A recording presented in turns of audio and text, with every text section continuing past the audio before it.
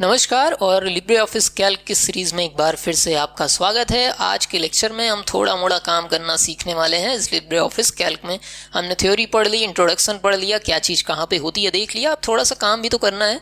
चलिए आइए देखते हैं यहाँ पर कैसे काम करना है। अब कुछ बेसिक चीज़ मैं बता दूं इसके पहले कि आप शुरुआत करें। देखिए कुछ बेसिक चीज़ यहाँ पर ये है, थोड़ा सा जूम करते हैं कि आप अगर किसी सेल पे क्लिक किए हुए हैं, आपको नीचे ऊपर जाना है तो आप एरो की सहायता से जा सकते हैं। ये बहुत बेसिक चीज़ है, पता होगा, लेकिन कुछ बच्चों को जिनको ना पता उनके लिए बता रहे हैं। सेल को सिलेक्ट करने का आसान तरीका है, माउस का आपको लेफ्ट क्लिक करना है और ड्रैग करना है। ठीक है, लेफ्ट क्लिक करके ड्रैग करेंगे तो आप उस सेल को सिलेक्ट कर सकते हैं। ध्यान दीजिएगा, यहाँ से क्लिक नहीं करना। देखिए किनारे जाकर यहाँ से क्लिक नहीं करना है, नहीं तो गड़बड़ होगा। क्या गड़बड़ होगा वो भी बाद में देखेंगे, लेकिन यहाँ से क्लिक आपको नहीं करना, इस तरीके से क्लिक आपको नहीं करना है। कब करना है वो भी बताएंगे। तो चलिए, जैसे हर लेक्चर की शुरुआत होती है, लिब्रे ऑफिस कैल्क में भी कोई नई फाइल आप कैसे ले सकते हैं वहाँ से शुरुआत करते हैं। उसके लिए आपको फाइल मेनू में चले जाना है, न्यू में चले जाना है, और न्यू में जाने के बाद आपको स्प्रेडशीट में चले जाना है। इस पर आप क्लिक करेंगे तो आपकी नई स्प्रेडशीट की फाइल खुल जाएगी। इसकी शॉर्टकट की भी आपको Ctrl+N दिख रही होगी, कोई दिक्कत की बात नहीं है। ठीक, एक बार आप इस पे कर लेंगे तो आपकी एक स्प्रेडशीट की फाइल आपके सामने आ जाएगी। अब इसमें देखिए, अगर आप किसी सेल पे हैं और आपको नीचे की तरफ जाना है तो आप इंटर बटन का यूज कर सकते हैं। ये सवाल पूछा जाता है कि सेल में एरो की के अलावा किससे नीचे जा सकते हैं, तो इंटर बटन से जा सकते हैं। और ऊपर आना हो तो शिफ्ट के साथ जब इंटर बटन दबाएंगे तो आप ऊपर भी आ सकते हैं।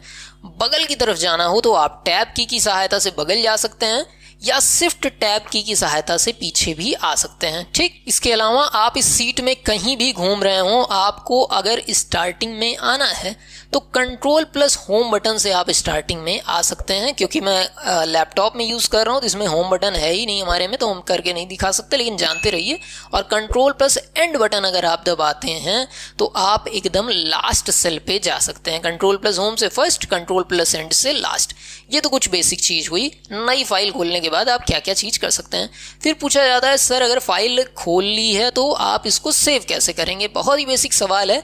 जैसे आपने राइटर में किया था, फाइल में जाना है, उसके बाद आपको यहाँ पर सेव ऑप्शन मिल जाता है। ये सारी चीज़ राइटर में मैं बच्चों को बता चुका हूँ, आप राइटर देखेंगे तो एकदम आसान लगेगा। ठीक, इसके बाद यहाँ पर ऊपर की तरफ आपको लोकेशन दिखती है, आप लोकेशन सिलेक्ट कर लीजिए। यहाँ पर फाइल का नाम आप लिख सकते हैं, मैं कंप्यूटर जी लिख दे रहा हूँ, और इसके बाद सेव बटन दबाने पर सेव हो जाएगा। और एक चीज़ ध्यान दीजिएगा, अभी फाइल का बाय डिफ़ॉल्ट नेम Untitled1 है, लेकिन जैसे ही हम इसको सेव करते हैं फाइल का नाम यहाँ पर कंप्यूटर जी लिख उठ रहा है। कंप्यूटर जी क्यों लिख जा रहा है? क्योंकि हमने फाइल का टाइटल दे दिया है। जब तक टाइटल नहीं दिया था उसने खुद से Untitled1 लिखा था, लेकिन एक बार आप टाइटल दे देते हैं तो वो आपके दिए हुए टाइटल को ही वहाँ पर टाइटल बार पे दिखाता है। ठीक, बाकी इस चीज़ को तो हम बता ही चुके थे कि आपका रोज़ और कॉलम का नाम किस तरीके से पड़ता है। इसको जो बच्चे पिछला लेक्चर देखे होंगे पता ही होगा। हमको सबसे पहले क्या देखना होता है, जिस सेल पे क्लिक किए हैं उसके ऊपर वाला, यहाँ पर फिर बगल वाला, और ऊपर देखिए M है, बगल ये है 2 है, तो इसका नाम क्या पड़ गया M2। इस तरीके से सेल का आप नाम रख सकते हैं। ये तो बेसिक चीज़ है, पिछले लेक्चर में हमने बताई थी आपको। इसके बाद अगर किसी सेल में कोई डेटा आपको इंसर्ट कराना है तो इसका बहुत ही बेहतरीन तरीका है। देखिए चलिए यहाँ पर करते हैं, हमने इस पर क्लिक किया, डबल क्लिक आपको करना है। डबल क्लिक करते ही देखिए इंसर्शन पॉइंट अंदर चला जाएगा और इसमें जो भी डेटा आप चाहें आप आसानी से कोई भी डेटा यहाँ पर इंसर्ट करा सकते हैं। दूसरा तरीका, आप यहाँ पर भी अगर कुछ लिखते हैं तो वो यहाँ पर सेल में रिफ्लेक्ट होता है। देख रहे हैं, इस तरीके से आप सेल में रिफ्लेक्ट करा सकते हैं। इसके अलावा अगर आपको सीरियल नंबर में कोई चीज़ लिखनी है तो आपको सिंपल सा, जैसे मैंने 1 लिख दिया, उसके बाद उस पर क्लिक करना है आपको। और यहाँ पर देखिए जब आप जाएंगे तो ये बॉक्स देखिए प्लस की साइन बना रहा है, देख रहे हैं, प्लस की साइन बना दे रहा है। जैसे ही प्लस की साइन बने वहाँ पर माउस को रोक के माउस के लेफ्ट क्लिक को दबाकर जब आप खींचते हैं तो आपकी एक सीरीज भी तैयार हो जाती है। ये ऑटो फिल फीचर है जो कि आपको कैल्क में या एक्सेल में मिलता ही मिलता है। ठीक, इसके बाद बात आती है किस तरीके से आप सेल में लिखी चीज़ों को फॉर्मेटिंग करते हैं। तो ये आपने जैसे राइटर में किया था वैसे ही करेंगे। इस पर क्लिक करिए, आपको अगर डिज़ाइन बदलनी हो तो यहाँ से आप अपने डिज़ाइन को चेंज कर सकते हैं। देख रहे हैं, अपने डिज़ाइन को आप यहाँ से चेंज कर सकते हैं। इसके अलावा आपको बोल्ड करना हो, इटैलिक करना हो, अंडरलाइन करना हो, अंडरलाइन में भी आपको डिज़ाइन देना हो, यहाँ से आप टेक्स्ट के कलर को बदल सकते हैं। आप बैकग्राउंड में कलर फिल करना चाहें तो वो भी कर सकते हैं। टेक्स्ट को आपको लेफ्ट अलाइन करना हो, सेंटर करना हो या राइट अलाइन करना हो, ये सारी चीज़ यहाँ पर आप कर सकते हैं। इसके अलावा अगर सेल आपकी बड़ी है तो उसमें आप टेक्स्ट को ऊपर नीचे भी भेजना हो तो कर सकते हैं। देखिए इस चीज़ को ध्यान से समझिए। जैसे कई बार सेल हम बड़ी ले लेते हैं, इसको थोड़ा सा बड़ा कर देते हैं। कैसे बड़ा मैंने किया, ध्यान से देखिए। यहाँ पर 1 और 2 के बीच में जाना है, माउस की साइन बदलेगी। देखिए गए, माउस की साइन बदल गई, देख रहे हैं कि नहीं। जब आप यहाँ पर भी बीच में जाएंगे, देखिए माउस की साइन बदल रही है। जब इस तरीके की साइन पड़ जाए तो माउस की बटन दबाकर खींचेंगे तो सेल बड़ी हो जाएगी।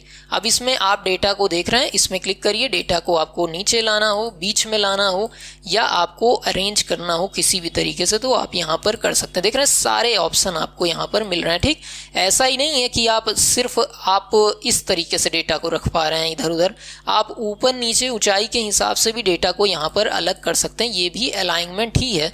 जैसे अलाइनमेंट उसमें इस तरीके से वर्ड में होता था ना, लेफ्ट राइट सेंटर, इसमें टॉप बॉटम और सेंटर भी, मिडिल भी हो सकता है। यहाँ पर देखिए ये आपका सेंटर, ये आपका टॉप और ये आपका बॉटम भी यहाँ पर कर सकते हैं आप। ठीक, चलिए इसको वापस पहले जैसा थोड़ा सा कर देते हैं।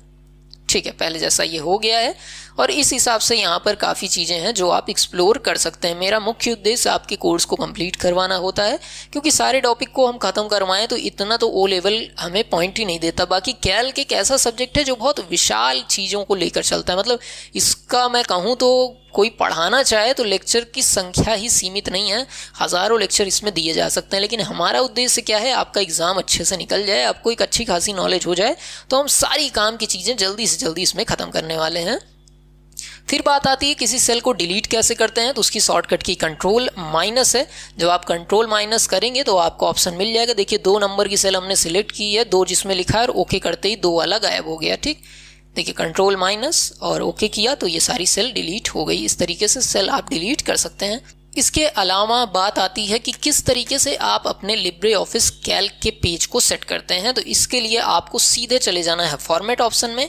देखिए इसके बाद बारी आती है पेज को सेट करने की, तो यहाँ पर आप फॉर्मेट मेनू में चले जाइए। यहाँ पर पेज स्टाइल आपको मिल जाता है, इसमें आप जाएंगे तो यहाँ पर पेजेस के ऑप्शन में ये सारी चीज़ आपको मिल जाएगी कि आप पेज किस तरीके से चाह रहे हैं। आप A4 साइज़ में चाह रहे हैं, A5 साइज़ में चाह रहे हैं, कितनी पेज की आप चौड़ाई रखना चाह रहे हैं। देख रहे हैं पेज जैसे जैसे मैं इसको बड़ा कर रहा हूँ, पेज की साइज़ भी बड़ी होती जा रही है।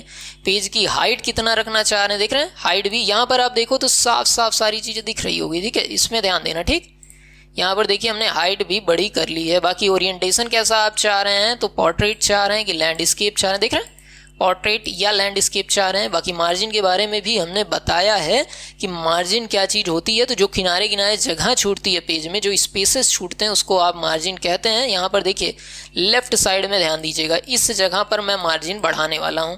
तो यहाँ पर हम गए, मार्जिन बढ़ा रहे हैं लेफ्ट साइड में। देखिए दिख रहा है कि नहीं, कुछ आसानी से दिख रहा होगा। राइट साइड में मतलब इस तरफ से बढ़ाना चाहें तो इस तरीके से आप बढ़ा सकते हैं। देख रहे हैं मार्जिन जगह ज़्यादा छूट रही है। टॉप साइड में मार्जिन देना चाहें तो टॉप साइड में भी मार्जिन आप दे सकते हैं। देख रहे हैं जगह आपको छूटती हुई दिख रही है। बॉटम साइज में अब बढ़ाना ही नहीं, घटा भी आप सकते हो। यहाँ पर देखिए बॉटम में इतनी जगह छूटी हुई है, हम इसको कम करते हैं। ठीक है, इसको हम कम करते हैं। देखिए पेज अभी और देखिए सट जा रहा है, देख रहे हैं कि नहीं। देखिए एकदम से मैंने 0 कर दिया और पेज यहाँ पर देखिए बिल्कुल स्पेस नहीं देगा। और ओके करेंगे तो ये चीज़ सेट हो जाएगी। ये चीज़ दिखेगी नहीं, ये कहाँ दिखेगी, जब आप प्रिंट करोगे तब दिखेगी। समझ रहे हैं, प्रिंट करेंगे तो इतनी जगह छूट के प्रिंट होगा। बहुत से बच्चे क्या करते हैं, ओके कर देते हैं, फिर कहते हैं सर दिख ही नहीं रहा। दिखेगा कैसे बच्चा, ये चीज़ प्रिंट करने पर ही आपको समझ में आएगी। ठीक, इतनी चीज़ इस लेक्चर में रखते हैं, बाकी अगली क्लास में आगे की चीज़ें देखेंगे। तब तक के लिए नमस्कार, जय हिंद।